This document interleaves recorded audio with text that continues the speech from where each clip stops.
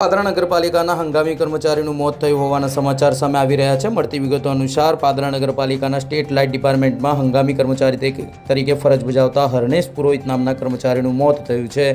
મળતી વિગતો અનુસાર પાદરાના વુડા પાસે ભાગ્યલક્ષ્મી સોસાયટીમાં સ્ટેટ લાઇટનું કામ ચાલુ હતું। તે દરમિયાન ભાગ્યલક્ષ્મી સોસાયટી પાસે સીડી પરથી પડી જતા માથાના ભાગે ગંભીર ઇજાઓ થતાં તેઓને પાદરાના સામૂહિક આરોગ્ય કેન્દ્ર ખસેડવામાં આવ્યા હતા, જ્યાં તબીબોએ તેમને મૃત જાહેર કર્યા હતા। સમગ્ર ઘટનાના પગલે પાદરા નગરપાલિકાના પૂર્વ પ્રમુખ પ્રેસ ગાંધી, મયુર ઝાલા સહિત તમામ નગરસેવકો ઘટના સ્થળ પર દોડી આવ્યા હતા। સમગ્ર ઘટનાની જાણ તેમના પરિવારને કરતા પરિવારમાં શોકનું મોજું ફરી વળ્યું હતું।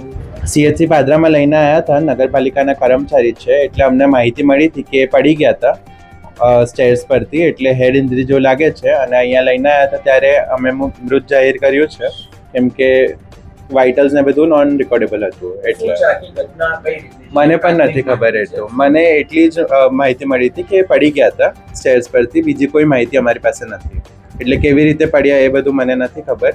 અહીંયા લાયા હતા ત્યારે વાઇટલ્સ નોટ કર્યા હતા, એ નોન રિકોર્ડેબલ હતા, એટલે પછી ડેડ ડિક્લેર કર્યું છે। વિનીત શર્મા।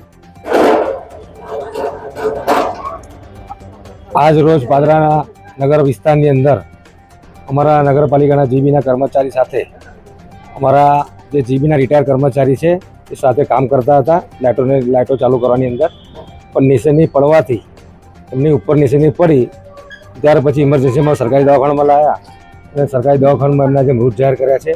આજે પાલિકાની સૌ ટીમ અને પાદરા નગરવાસીઓ પણ એમની સાથે છે, એમના દુઃખમાં સહભાગી થઈએ છીએ અને જે પણ પ્રોસેસ હશે નગરપાલિકાથી આગળની કાર્યવાહી કરવામાં આવશે।